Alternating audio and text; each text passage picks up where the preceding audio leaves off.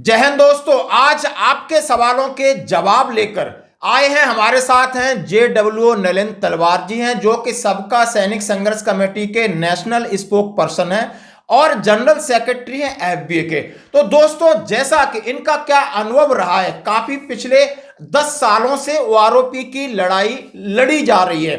यानी आप समझ रहे होंगे कि सबका सैनिक संघर्ष कमेटी है, चाहे वो ग्राउंड पे किस तरह लड़ रही है, चाहे वो कागजों में किस तरह लड़ रही है, और जिनसे मैं आपको आज रूबरू करा रहा हूं, ये मैं मान सकता हूं, मैं इनको स्पेशलिस्ट बोल सकता हूं कि एक जनरल सेक्रेटरी होता है, उसको पूरी नॉलेज होती है उस तरीके के, उनके एजेंडे किस तरीके हों, उन एजेंडा है उनको कैसे इंप्लीमेंट किया जाए, दूसरों के साथ किस तरह कोऑर्डिनेशन किया जाए। और हमारे साथ अभी जुड़ चुके हैं जूनियर वारंट अफसर है, रिटायर्ड है, नलिन तलवार जी। नलिन तलवार जी, आपका हार्दिक स्वागत है हमारे सैनिक जीवन चैनल में। बहुत बहुत धन्यवाद साहब, मुझे समय देने के लिए, और आपके सभी दर्शकों को जय हिंद। अब मैं आपकी तरफ से सवाल पूछना चाहता हूं, आखिर इतनी लंबी लड़ाई लड़ने के बाद आपको कई डिफेंस मिनिस्टर भी चेंज हो गए हैं, ये इसके ऊपर सफलता क्यों नहीं मिल रही है? क्या हमारी मांग गलत है, क्या हमारा तरीका गलत है, या हम गलत हैं? आखिर सरकार क्यों नहीं सुन रही? आप अपना एक्सपीरियंस प्लीज शेयर करें, ताकि 28 लाख लोग जो इसके लिए बैठे हैं और लगभग 2 से 2.5 लाख लोग रोज सुनते हैं और आपकी बात सुन रहे हैं, उनके लिए आप क्या कहना चाहते हैं? देखिए साहब, इन नटशेल बहुत ज्यादा बोलने के बजाय इन नटशेल जो है, सबसे बड़ी प्रॉब्लम हमारी ये है कि पूर्व में जब 2014, 15, 16 वगैरह में हम लोग लगे हुए थे, तो उस समय जो अधिकारी वर्ग था वो हमारी टांग खींचने के अंदर था। हमारे साथ जवान बहुत कम जुड़े हुए थे, ज्यादातर जो जवान थे वो अधिकारियों के साथ जुड़े हुए थे। JCOs खास करके हमारे जो थे वो अधिकारियों के साथ जुड़े हुए थे, और उन्हीं के चलते जो है गांव खेड़े जहां से भी लोग आते थे हमारे भाई लोग, वो भी अपने JCOs के साथ, क्योंकि उन्हें सरदार माना जाता है, तो उनके साथ चलते थे। तो इस कारण जो है हम जहां भी आगे बढ़ते थे तो हमारे को खींचने वाले, पीछे खींचने वाले जो है हमेशा ज्यादा लोग मिले। इवन 2014 में जो है, मैं आपको बताना चाहूंगा कि मैं उस समय वॉइस ऑफ एक्स सर्विसमैन में था और जस्ट जुड़ा था जून या जुलाई 2014 में, जब सतबीर सिंह साहब ने अपना धरना शुरू किया था और वॉइस उनके साथ नहीं थी। और यही चीज देख के मैं उनके साथ जुड़ा था कि नो ऑफिसर नो पॉलिटिक्स। और उस समय जो है सबका सैनिक संघर्ष कमेटी जो है एक छोटी सी तहसील की संस्था थी। आप खुद समझ सकते हैं, डिस्ट्रिक्ट कोई बड़ी चीज है, ये एक तहसील की संस्था थी। और ये वहां पर आके इन्होंने हर बार कुछ ना कुछ नया किया, जनता का ध्यान अपनी तरफ आकर्षित करने के लिए, हमारे जो मुद्दे थे उनकी तरफ ध्यान आकर्षित करने के लिए। एक बार ये लोग जो है सिर्फ अंडरवियर के अंदर 20-25 लोग जो है एक हाथ में थाली, एक हाथ में चमचा लेकर अपने गुरुद्वारा साहब से लेकर जंतर मंतर तक पैदल चल के आए। फिर जबकि मनोहर पर्रिकर साहब अपने डिफेंस मिनिस्टर थे, उस समय नियरली 99% फाइनल हो गया था कि अगले 5-10 दिनों के अंदर OROP 1 जो है घोषित कर दी जाएगी। इसी बीच जो है सेना अपने डिफेंस मिनिस्ट्री से हमारी RTI का, उनकी RTI का, उसमें मैं उनके साथ नहीं था, सबका सैनिक संघर्ष कमेटी की एक RTI का जो है जवाब मिल गया, जिसके के अंदर साफ साफ लिखा हुआ था कि JCO जवानों की जो है 300 से लेकर 750 रुपए तक ही बढ़त होगी OROP 1 में। वो सुनते सारी एक दिन पहले सबका टीम जो है यहां से जंतर मंतर से वापस तरन तारण गई थी। वहां जाके उन्होंने वो लेटर उनको मिल गया, उन्होंने पढ़ा, सेम डे नाइट वो लोग बैठ के वापस आ गए और जंतर मंतर पर आके उन्होंने उसी समय पहले जो है अपना चेन हंगर स्ट्राइक की कि रोजाना 5 आदमी बैठेंगे। लेकिन जब सरकार के ऊपर फिर हमें खबर मिली कि और कर देंगे इशू इसको, तो वो पूर्ण भूख हड़ताल पर बैठ गए 5 आदमी। अब मैं उन लोगों को सल्यूट करूंगा, क्योंकि उनमें से अब हमारे बीच में 2 आदमी जो है नहीं रहे, सभी बुजुर्ग थे, सिवाय हमारे हरपाल सिंह जी को, जो कि उस समय 40 साल के थे, 40-42 साल के थे। बाकी सारे के सारे जो थे 70 से ऊपर थे, और सबके सब उस मुहिम में लगे हुए थे और उन्होंने भूख हड़ताल तक की। और जैसे आपने अभी सुना, नलिन तलवार जी बोल रहे हैं कि हमारा एक्सपीरियंस रहा, लेकिन पहले का जो एक्सपीरियंस है 2014-15 का, वो हम सिर्फ और सिर्फ अधिकारी को भगवान समझ के उसके पीछे खड़े थे, उनके आदेशों का पालन कर रहे थे, जैसा कि हम सेना में कर रहे थे। लेकिन जब हमने आरटीआई डाला, हमें एक इंफॉर्मेशन मिलती है कि जवान और जेसीओ की 350 से 750, इससे ज्यादा आपकी आरओपी में बढ़ोतरी नहीं हो रही। फिर हम अपने को ठगा महसूस करते हैं। और उस समय एक सबका सैनिक संघर्ष कमेटी तहसील लेवल से, जमीनी लेवल से उठ रही थी, और वहां से फिर लोग गुरुद्वारा साहब से जंतर मंतर पर उन्होंने कहा है कि अपने अंडरवियर में थाली चमचा लेके जंतर मंतर पर उन्होंने पदयात्रा की। उसके बाद हंगर स्ट्राइक की, और उन्होंने बोला 5 लोग लंबे अनशन भूख हड़ताल के लिए बैठे, और इसका यह रहा कि आज उनमें से 2 लोग दुनिया में नहीं है, मैं उनको भी इन्होंने याद किया। तो दोस्तों, आप समझ सकते हो कि संघर्ष कहां से शुरू हुआ। एक एक बात को इनके साथ में इसलिए शेयर करना चाहता हूं ताकि आप लोग जो उसके बाद रिटायर्ड हुए वो ये समझ रहे हैं कि सिर्फ 1 साल से जंतर मंतर पर इस तरीका का चल रहा है, और ये जो टांग खिंचाई व्हाट्सएप पे चल रही है, ये मुहिम का उतना बड़ा पार्ट नहीं है। असली पार्ट में आपके सामने ला रहा हूं ताकि आप समझो और अपना डिसीजन ले सको कि ये लड़ाई कौन लड़ रहा है और कब से लड़ रहा है, और किस वजह से हमें वन रैंक वन पेंशन के साथ जो हमारी विसंगति है उनकी मांगों को पूरा नहीं किया जा सकता है। अब मैं आपसे साहब सवाल पूछता हूं, अब आगे, यानी आपने ओआरओपी 1 का फेस बताया, ओआरओपी 1 इंप्लीमेंट हो गई, उसमें कोई सुधार नहीं हुआ, जो कि बेसिक इसका कॉन्सेप्ट था उसके अगेंस्ट। अब ओआरओपी 2 के ऊपर आप क्या देखते हो कि हमारा आप कौन सा तरीका हो, हम किस तरह डोमिनेट करें, क्योंकि सारे प्रयास आपने कर लिए, अब हम क्या नया एक्सपेरिमेंट करने जा रहे हैं सर? सर पहले मैं ओआरओपी 1 में थोड़ा सा 1 मिनट ऐड करूंगा प्लीज सर। वो जो भूख हड़ताल की, उसके बाद में जो इन्होंने अपने टेबल्स वगैरह फाइनलाइज कर लिए थे, वो सारे के सारे टेबल इनको रिविजिट करने पड़े, और जवान जेसीओ को जो है ओआरओपी 1 में काफी अच्छा जो है हाइक मिला कि उनकी पेंशन्स के अंदर ज्यादा इंप्रूवमेंट हुआ। मगर जो मूल मुद्दा था वो सरकार ने फिर भी टच नहीं किया, जिसके के ऊपर जनरल सतबीर वहां खड़े होकर सरकार को उल्टी सीधी बातें कहना और मोदी को उल्टा सीधा कहना, हम लोग उस चीज में विश्वास नहीं रखते हैं। साबका सैनिक संघर्ष कमेटी का हमारा एक ही है, नो पॉलिटिक्स नो ऑफिसर। हम खुद काबिल हैं, हम खुद जाके बात कर सकते हैं, लेकिन होता यही है कि कोई आके बोल देता है चंदा चोर हैं, कोई बोल देता कुछ है।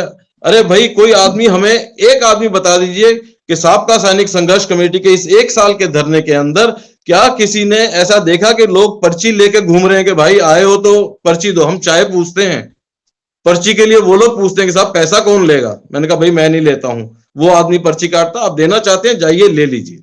अब जब आते हैं हम ओआरओपी 2 पे साहब, अब आते हैं हम ओआरओपी 2 के ऊपर, तो ओआरओपी 2 के अंदर हमारे साथ बहुत ही ज्यादा जो है विसंगतियां हुई हैं। सरकार ने नए नए जो है पैंतरे जो लगाए हैं, और जो कुछ भी किया है वो मात्र इतना किया है कि जेसीओ जवान जो हैं इनके ऊपर पैसा बचाया जाए, क्योंकि हमारी संख्या अधिक है। अगर हमारे पास वो 1000 रुपए पर जवान कम देते हैं तो हमारे संख्या बल इतना ज्यादा है कि वो हजारों करोड़ में पहुंच जाता है।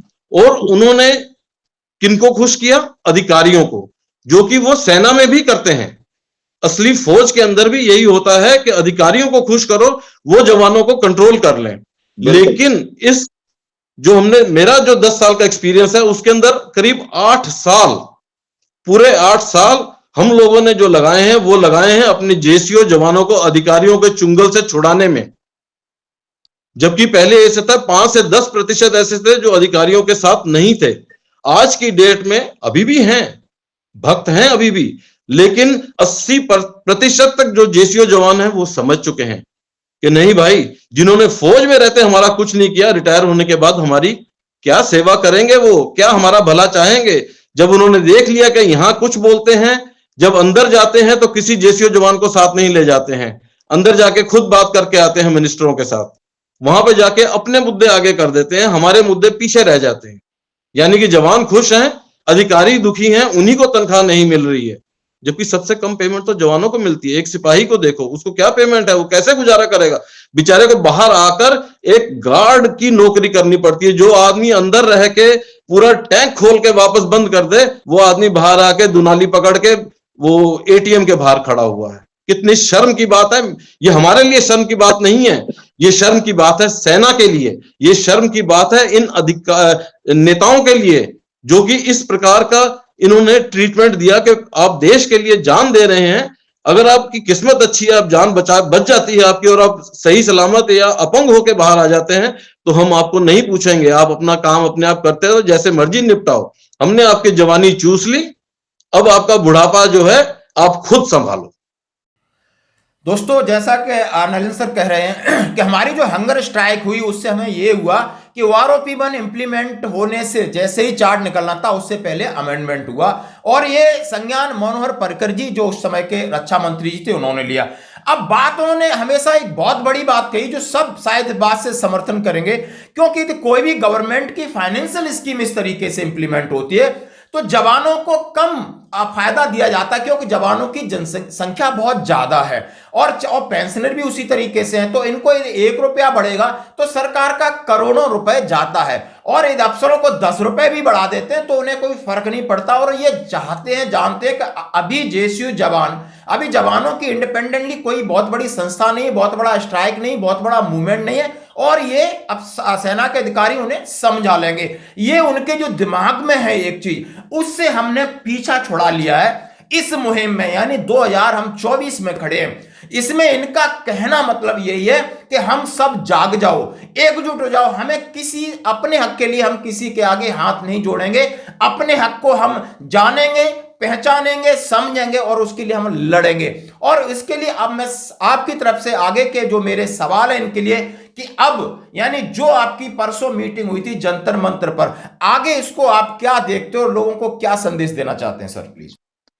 सर, ऐसा है कि जो हमारी परसों मीटिंग हुई है और इसके पहले हमने 9 अप्रैल को भी अपना फेडरेशन बनाया, तो मेरा साफ कहना था और आज भी मेरा वो एक सपना है जिसे मैं पूरा करना चाहता हूं और फेडरेशन में हमने उसी सपने के साथ उसको आगे बढ़ाया था, नहीं पूरा कर पाए। अब फिर से हम एक नया सपना देख रहे हैं, जो हमारी उसमें गलतियां थी, जो त्रुटियां थी, उनको दूर करके, क्योंकि हमने एक अध्यक्ष बना दिया और उसको सारी पावर्स दे दी और मैंने उनको प्रॉमिस किया अपने अध्यक्ष को कि सर मैं आपके किसी भी, जनरल सेक्रेटरी हूं मैं आपके किसी भी डिसीजन के अगेंस्ट नहीं जाऊंगा, चाहे मुझे अपनी संस्था के खिलाफ भी क्यों ना जाना पड़े। आपको इंडिपेंडेंट चार्ज देंगे, आपको इंडिपेंडेंट देंगे, जो आप कहेंगे वैसा ही होगा। साहब का कहीं किसी डीएम को दे दो, डीसी को दे दो, इसको दे दो, उसको दे दो, कागजों में विश्वास नहीं रखती है, क्योंकि लोगों ने हमारे ऊपर ये इल्जाम लगाया कि गालियां देते हैं, ऐसा करते हैं, वैसा करते हैं। इसलिए हमने ये किया कि आप लोग आगे आइए, जो पत्राचार विभाग वाले हैं, तो आपके पत्र भेजिए, हम आपके साथ हैं, सब जगह हम भी आपका जो है साथ देंगे और सभी को कहेंगे कि आपका साथ दें और पत्र दें आगे। लेकिन उसका हमें कोई फायदा नहीं मिला, सिर्फ इतना हमें घाटा हुआ कि एक ही आदमी को सारी ताकतें देने के कारण हम आज हमारे जो धरना है उसको बहुत भारी धक्का पहुंचा है। धरने को नहीं, पूरे पूर्व सैनिक समाज को धक्का पहुंचा कि हम जो JCO जवान हैं, हमारी बातें इस समय कहीं बहुत ऊंचे लेवल पर जो होनी थी, अभी तक सिर्फ थोड़ा सा पीछे रह के, ऐसा नहीं कि हमारी चर्चा नहीं है, हमारी चर्चा है। इसीलिए 21 तारीख की मीटिंग के लिए 20 तारीख रात के अंदर 1:30 बजे लेटर निकाला गया है कि आपको हम जंतर मंतर पर मीटिंग नहीं करने देंगे। आप सोच सकते हैं किस तरीके से प्रधान PMO, home ministry, defence ministry हमारे इस धरने को कुचलने की कोशिश कर रही है, लेकिन सामने आकर के नहीं, पीछे से सामने नहीं आ रहे हैं। आप देखिए दिल्ली के अंदर धारा 144 लगी हुई है पूरी दिल्ली में, उन्होंने कह दिया 4 से ज्यादा व्यक्ति इकट्ठे नहीं हो सकते, मगर हमारा धरना चल रहा है, कोई उसको नहीं रोक रहा है। हमारा धरना चल रहा है, वहां 10-15 आदमी बैठे हैं, कोई उसको नहीं रोक रहा है, कोई आगे नहीं आ रहा उसको रोकने। तो दूसरे लोगों के लिए धरना नहीं लगा सकते, लेकिन हमारे लिए धरना लगाने की पूरी छूट है, सिर्फ 23, 26 और 28 या 29 है, 3 दिन छोड़ के। जैसा कि नलिन तलवार जी ने कहा कि हमने एक एक्सपेरिमेंट किया 9 अप्रैल को, FBA बनाया और हमने एक अध्यक्ष बनाया और मैंने अध्यक्ष को फ्री हैंड दे दिया और मैंने कमिटमेंट किया कि मैं हर एक डिसीजन में आपके साथ हूं, चाहे मैं किसी भी संगठन से आऊं, क्योंकि ये मेरी नैतिक जिम्मेदारी बनती है। जनरल सेक्रेटरी का पूरा काम, जो मैंने इंट्रोडक्शन में बताया था कि पूरी सारी चीजें होती हैं, उन्होंने बिल्कुल अपनी शालीनता से कमिटमेंट किया। उसके बाद उन्होंने कहा कि वो और एक बहुत बड़ी कही कि यदि वो सफल हो जाता तो आज हम नए प्रयोग नहीं करते, हमारा ये जो एजिटेशन है या आंदोलन है 28 लाख लोगों का, ये बहुत आगे होता।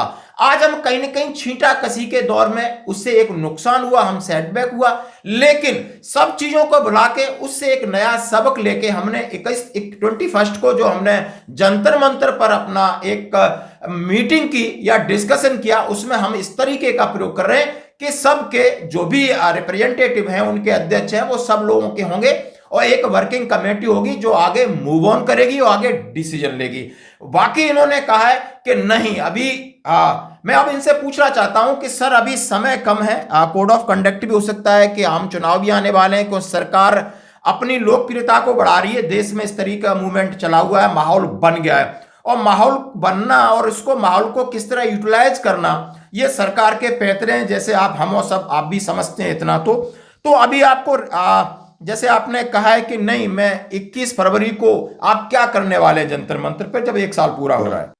सर जो हमारी कोर कमेटी की मीटिंग हुई है, मतलब जो हमने 21 तारीख को मीटिंग की थी, उसके अंदर भी मैंने साफ साफ कहा सभी से कि इस मीटिंग के अंदर जो हम कोर कमेटी बनाए उसके अंदर सभी अध्यक्ष अपना नाम ना दें, ठीक है, क्योंकि हम अध्यक्ष उसको बनाते हैं जो हमारे इलाके में बुजुर्ग है या कोई बड़ा ऑनरेरी कैप्टन है, सूबेदार मेजर है, उसको अध्यक्ष बना देते हैं कि हमारे बुजुर्ग हैं, हमारे साहब हैं तो ये अध्यक्ष रहे। मैंने उनसे सिर्फ एक बात कही वहां पे खुलेआम, मैं कहा साहब आप अपने अध्यक्षों को ना भेजें, आप कृपया ऐसा करें कि आपके यहाँ पे जिस व्यक्ति को इस मुद्दे के बारे में जानकारी है, जो आकर वहां बैठ के अगर कोई कुछ बात कर रहा है तो उसको नहीं समझ में आती है या उसको लगता है कि गलत बोल रहा है तो उसका जवाब दे सके। खाली वहां बैठ के एक यस सर करने वाले आदमी की जरूरत नहीं है, वहां जरूरत है जो आके बहस करें, एक बहस होनी चाहिए आपस में, मतलब जिसे कहते हैं खुशगवार, उसके अंदर कि सभी लोग बात करें, अपना पक्ष रखें और उसका निचोड़ जो निकले उसके ऊपर आगे बढ़े। ऐसा नहीं कि एक आदमी ने कह दिया कि जी इनकी संस्था तो बड़ी है बाकी सारे यस सर कर रहे हैं, ये ना हो। और ऐसा ना हो कि बुजुर्ग अध्यक्ष आके बैठे हो यहां यस कर जाएं, जब वापस अपने जगह पे जाएं तो वहां पे उनके जो जानकार हैं वो उनको बोले यार तुम तो गलत काम कर रहे हो, तो वहां से वो रात को व्हाट्सएप के अंदर नो करना शुरू कर दें कि हमारे इसके साथ नहीं है, तो वो बात और वो मीटिंग सारी की सारी जो है दही की धरी रह जाएगी। अब आपने आगे बात की सर के हमने जो 20 फरवरी 21 फरवरी ये डेट हम थोड़ा सा मतलब अभी जस्ट हमने उस दिन मैंने बोला था, मगर इस डेट को हम थोड़ा आगे पीछे कर सकते हैं कि लोगों को भी आसानी हो। हर कोई आदमी उठ के नहीं आ सकता, वो कौन सा दिन पड़ेगा वो सब हमें देखना पड़ेगा। और उस दिन एक बड़ी रैली करेंगे जो कि पिछले साल की 23 जुलाई की रैली को भी बीट करेगी, क्योंकि उस समय हमारे पास जो हमने 9 अप्रैल को किया था उसमें कई संगठन ऐसे आ गए, हमने कहा कि आप अपना लेटर हेड दिखाइए और अंदर आ जाइए। लोगों ने 10-10 रुपए के अंदर लेटर हेड प्रिंट करवाए और वहां पर आके हमको पकड़ा दिया। अब हम उनको मना नहीं कर सकते, लेटर हेड लाया है, वो किताबें थोड़ा ना उठा कर लाएगा, एक पेज लेके आना, ऊपर नाम लिख दिया। कई लोग थे ऐसे जिनको हमने पकड़ भी लिया बाद में, लेकिन क्या करें, उसके बाद उन्होंने कोई हामी नहीं भरी, वो वहां पर सिर्फ अपना वीडियो बनाने या जो बातचीत चल रही है उसके अंदर उछल कूद मचाने के लिए आए थे और वो बना के चले। लेकिन इस मीटिंग के अंदर कोई भी ऐसा व्यक्ति नहीं था, जितने भी आए वो मिलने के लिए आए थे कि हम आगे बढ़े, एक कोर कमेटी बनाए, वो डिसीजन ले और उस डिसीजन को हम सभी मानेंगे। एक मौखिक रूप पे सभी एग्रीड हैं, लेकिन लिखित रूप में अब अगले 1 हफ्ते के अंदर अंदर हमने वर्मा साहब को इसकी जिम्मेदारी दी है, ऑनरी कैप्टन वर्मा साहब हैं हिमाचल से, तो उनको जिम्मेदारी दी है, वो इसके ऊपर पूरा कार्य कर रहे हैं और 1 हफ्ते के अंदर जो है इसे लिखित रूप में भी ले आए। बिल्कुल, जैसा दोस्तों सर ने कहा है कि यदि कोई एजेंडा के ऊपर डिस्कशन होता है तो वो लोग शामिल हों जो वर्किंग कमेटी में, कि जो इसकी समझ रखता हो, अध्यक्ष कोई भी हो, अध्यक्ष एक संस्था का हो सकता है, लेकिन ताकि सब लोग उस पर अपनी मंशा जाहिर कर सकें। उसके ऊपर बाद में कोई अर्गू होता है इंटरनली और उसके कुछ और रिजल्ट आते हैं तो एक नकारात्मक असर पड़ता है। और उन्होंने कहा है कि सरकार भी इस धरने को कहीं ना कहीं हमें डिस्टर्ब कर रही है, लेकिन हमारे पास लंबा अनुभव है, 10 साल से हम ये लड़ाई लड़ते आ रहे हैं और आगे ये हम पूछना चाहते हैं। जैसे कहा है कि 21 फरवरी या कभी भी बहुत बड़ी रैली होगी। और पहला सवाल यह है कि अभी आप हमारे जितने व्यूवर्स हैं, व्यूवर्स मतलब सैनिक जितने भूतपूर्व हैं, उनके लिए क्या कहना चाहते हैं और मैं दूसरी बात आपसे पूछना चाहता हूं कि अभी हमारी 3 जजों की मांग है या हम और कुछ सरकार से मांग करना चाहते हैं? सर, दोनों सवालों के साहब, सबसे पहली बात तो हमारी मांग एक ही है, क्योंकि सरकार हमें कोई भी डिसीजन हमारी मांगों पर नहीं दे पाई, क्योंकि उसके अंदर हमारी जो मांगे हैं वो जेन्युइन हैं। उनके अंदर कोई भी ऐसी बात नहीं कहेगी कि जो हम सरकार से चांद और तारे मांग रहे हों।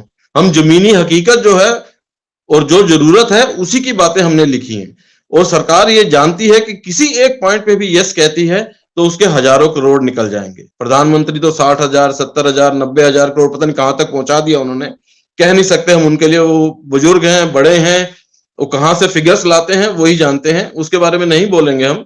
मगर जो है कि सरकार हमने इसीलिए लिखा कि 3 रिटायर्ड जजेस की कमेटी बनाई जाए और उसका जो डिसीजन होगा हमें मान्य होगा। अगर वो कहती है कि आपने एकदम बेकार और ये डिमांड्स आपकी हो ही नहीं सकती हैं, गलत हैं, हम उसको सिर माथे लगाएंगे, हम उनको मानेंगे कि जो 3 जजेस की कमेटी ने कहा है वो सच है। क्योंकि इस सरकार का पुराना ऐसा वो रहा है कि जब 1 मैन जुडिशियल कमेटी बनी थी, उनकी जो रिपोर्ट थी उसको 5-6 साल तक दबा के रखा गया, और उसके बाद में कहां से लीक करवाया गया? सीडीए से, जबकि होम मिनिस्ट्री को उसे रिलीज करना चाहिए था। वो अंडर आरटीआई सीडीए ने रिलीज की। सीडीए की कोई बात ही नहीं बनती कि वो उस रिपोर्ट जिसके के ऊपर सरकार ने अभी तक संज्ञान नहीं लिया है, उस रिपोर्ट को किसी को आरटीआई के उसके अंदर दे दे। तो इस तरीके की चीजें ये सरकार कर रही है। और आपने, अगर एक चीज मैं थोड़ी सी बोलूं कि एक पत्र और आया था, अगर आप सोचें कि ये जवानों की ये डिमांड गलत है, जवानों की ये डिमांड गलत है, वो डिमांड गलत है, हमने कोई आरटीआई नहीं डाली थी साहब, हमने कोई आरटीआई नहीं डाली थी, हमने मेमोरेंडम्स दिए थे, हमने अपने पत्रों में लिख के दिया था कि हमें ये चीजें जो हमारी मांगे हैं इनके ऊपर हमें जवाब दीजिए, इन्हें मानिए। तो उसके अंदर सीडीए कहां से जवाब दे सकता है? उसका जवाब या अपने राष्ट्रपति महोदय दें, या प्रधानमंत्री दें, या रक्षा मंत्री दें, या उनके सचिव दें, ना कि सीडीए का कोई अफसर, एडमिन अफसर या ऐसा वैसा कोई साइन करके भेज दे। वो कल को कोर्ट में जाके बोल देंगे सर उसको तो कोई नॉलेज नहीं है, उसने ऐसे लिख दिया, हम उसके अगेंस्ट इंक्वायरी बिठा रहे हैं, तो बात वहीं की वहीं खत्म हो जाएगी, आप सालों पीछे चले जाएंगे। फिर उस पत्र को मानना बिल्कुल भी जरूरी नहीं है। वो सीडीए का लिखा हुआ पत्र है, उनको, उनसे हमने कोई मांग नहीं रखी थी। हमारी मांग आज भी वही है कि 3 जजेस की कमेटी बनाई जाए, रिटायर्ड जजेस की, सुप्रीम कोर्ट के, और वो 3 जज जो हैं उनको सुप्रीम कोर्ट के मुख्य न्यायाधीश महोदय सेलेक्ट करें, ना कि सरकार अपने पिठुओं को किसी को बिठाए। उसको, उनको जो 3 न्यायाधीश दिए जाएं रिटायर्ड, वो मुख्य न्यायाधीश जो हैं सुप्रीम कोर्ट के, वो सिलेक्ट करके दें कि ये 3 बंदे इसको देखेंगे आगे। जैसा दोस्तों कहा, लास्ट में कहा है कि हमें चीफ जस्टिस ऑफ इंडिया द्वारा वर्तमान में है और 3 रिटायर्ड जज की कमेटी बने और वो इस चीज को नेगोशिएशन करे। जैसा कि दोस्तों आप सभी ये समझ रहे होंगे कि ओआरओपी बन हुआ, ओआरओपी बन के बाद सारी चीजें बनने के बाद 2 हुआ, उसमें एक्स ग्रुप को टेबल नंबर 7 और 8 में बांटा, आप पीएमआर का उन्होंने बंद कर दिया, और जो एवरेज आपने देखा होगा 2018 को बेस ईयर रख के, तो अभी क्या हालत है। ओआरओपी 3 में सरकार के पास सामने हम नहीं जाएंगे, सरकार पर अंकुश नहीं डालेंगे, तो ओआरओपी 3 में और भी कुछ ऐसी चीजें डाल देगी जहां को उसको फाइनेंशियल बचत हो। दोस्तों जैसा कि अब मैं लास्ट एक सवाल है कि आखिरी आप क्या सभी सैनिकों के लिए अपील करना चाहते हैं? सर पहली बात तो है पीएमआर की, ये बिल्कुल गलत इन्होंने किया। जैसा कि मैं पहले ही बोल चुका हूं कि जहां पर भी है जवानों को दबाया गया, जहां मौका लगा है वहां पर जवानों को दबाओ, चाहे वो पीएमआर हो, चाहे एक्स ग्रुप के अंदर इन्होंने जो 2 ग्रुप बना दिए, एक ग्रुप के अंदर सब कुछ कर दिया। तो मेरा अपने साथी सैनिकों से, पूर्व सैनिकों से, और मेरी माता और बहनें जो विधवा माता बहनें हैं या जो वीरांगनाएं हैं, उन सभी से हाथ जोड़कर करबद्ध निवेदन है, क्योंकि मेरे हाथ में मैंने मोबाइल पकड़ा हुआ है, दोनों हाथ जोड़ के नहीं दिखा सकता। दिल से मैं आपको कहता हूं कि मेरा करबद्ध निवेदन है आप सभी से कि एक हो जाइए। कहीं कोई चोरी नहीं होती, कहीं कोई चोरी नहीं कर सकता है, आपका पैसा है, और जब तक मैं बैठा हूं उसको मैं कभी भी किसी को फालतू खर्च करने नहीं दूंगा। हमारे आप आके धरने में देख लीजिए, हम जमीन पर बैठते हैं, हम चाय पिलाते हैं, हम किसी को खाना नहीं खिलाते हैं, चाहे दूर से लोग आए, अपना खुद कीजिए साहब। हम किसी से ये नहीं कहते कि हमें आके पैसा दीजिए। लोग कहते हैं कि हमने वहां डब्बे लगाए हुए हैं चंदे के। मैं माफी चाहता हूं, कोई भी एक जवान, हमारे जितने भी हमारे पास जंतर मंतर पर आए हैं, जो नहीं आए उनसे नहीं, जो जंतर मंतर पर आए हैं हमारे धरने में, उन्होंने कभी कोई डब्बा देखा हो या किसी व्यक्ति को ये देखा हो कि आप जो बैठे हुए हैं पूर्व सैनिक, उनके बीच में पर्ची लेके घूम रहा हो कि भाई पर्ची कटाओ, पर्ची कटाओ, पर्ची कटाओ, जैसे बस में टिकट काट रहे हो। हम ऐसा नहीं करते, हम पैसे की डिमांड नहीं करते। जो आदमी एक बार आया है वो अपनी जेब काट के 500 1000 रुपया दे के गया है। अगर वो हर रोज भी आ रहा है तो रोज आके हमको 500 1000 रुपया नहीं दे सकता। उसने अपना घर चलाना है, उसके बीवी बच्चे सब हैं, उनकी देखभाल करनी है, अपने माँ बाप की देखभाल करनी है। तो इसलिए सबसे करबद्ध निवेदन है कि इन बातों में ना आए, और जो भी अगली हम कॉल देंगे उसके अंदर बढ़ चढ़ के, खाली पूर्व सैनिकों को नहीं, हमारी माताओं और बहनों को भी आना है। हम आपका इंतजार करेंगे, हम चाहेंगे कि आप आएं और अपनी आवाज उठाएं और मंच पर आकर बोलें। हमारा जब भी मंच लगा है हमने कभी भी नहीं बोला है। अगर कोई मेरे को दिखा दे हमारी 2014 से लेके आज तक के मंच के ऊपर नलिन तलवार, जो कि राष्ट्रीय प्रवक्ता है साबका सैनिक संघर्ष कमेटी का, उसने आके कोई भाषण दिया हो। हम चाहते हैं कि जो हमारे पास दूसरी संस्थाओं से आते हैं, दूसरे लोग आते हैं, हम उनकी नॉलेज को ग्रहण कर सकें, वो क्या बोल रहे हैं उसको समझ सकें, उससे हम कुछ अपने अंदर और नया जो हम मिस कर रहे हैं उसको प्राप्त करें और हम और स्ट्रांग होकर आगे अपनी बात को रख पाए। हम ऐसा करते हैं। सभी लोग आइएगा, आप सबसे निवेदन है, आपका साथ होगा। जैसे ट्रक यूनियन के अंदर एक दिन के अंदर सब निपटारा हो गया, ये सरकार जो है लठ की भाषा समझती है और जनता को भी लठ की भाषा के साथ ही समझा रही है, क्योंकि ये समझा उस तरीके से रहे हैं सबको, तो हमको भी फिर ये कागज पत्थर की भाषा नहीं समझते हैं, उसको ये महत्व नहीं देते हैं। अकलमंदी से ज्यादा काम नहीं हो पा रहा है, तो हमें कुछ ना कुछ बड़ा कार्य करेंगे जो कि कोर कमेटी डिसाइड करेगी। उसके लिए मैं नहीं बोल सकता हम ये करें वो करें, कोर कमेटी डिसाइड करेगी, और जो डिसाइड करेगी हमारी सारी संस्थाएं और जो भी संस्थाएं हमसे जुड़ना चाहती हैं वो सामने आए, आके जुड़े, और हम इसे सिरे लगा के छोड़ेंगे। सरकार को अगर चुनाव में उतरना है तो उसके पहले हमारी बात माननी पड़ेगी। दोस्तों, जैसा कि अंत में इन्होंने कहा है कि मैं सबसे करबद्ध निवेदन करता हूं सभी पूर्व सैनिकों से, सैनिक संगठनों से, माताओं से, वीरांगनाओं से कि आपका दिया हुआ एक एक चंदे का पैसा हम कहीं फालतू खर्च नहीं करेंगे। आपके खून पसीने की कमाई आपके भले के लिए, आपकी लड़ाई के लिए खर्च की जाएगी। और उन्होंने कहा है कि सरकार अब हमें मजबूर कर रही है। सभी देश के सैनिक यहां से आप सुन लिए, क्या आप चाहते हो कि ज्ञापन दे दिए, कितने बार रक्षा मंत्रियों से मिल लिए, हंगर स्ट्राइक कर ली, लेकिन एक एग्जाम्पल ट्रक यूनियन ने हमारे सामने रख दिया है कि नहीं, जब तक आप कुछ न कुछ ऐसा न करो कि सरकार को कहीं न कहीं आपत्ति आए, तब तक सरकार नहीं सुनने वाली है। और हमें, इन्होंने कहा ये मेरा पर्सनल ओपिनियन है, हमारा कोई डिसीजन नहीं है। इसके लिए जो लोग साथ जुड़ेंगे और जो भी वर्किंग कमेटी होगी जो डिसीजन लेगी, हम उसके साथ उसी तरीके से आगे बढ़ेंगे। साथ ही इन्होंने कहा है कि लोग अब जब से अधिकारियों से अलग हुए हैं, एक बड़ा अचीवमेंट है, शायद आप इससे सहमत हैं, आप अपनी चीजों के बारे में जानने लगे हो, यानी खुद को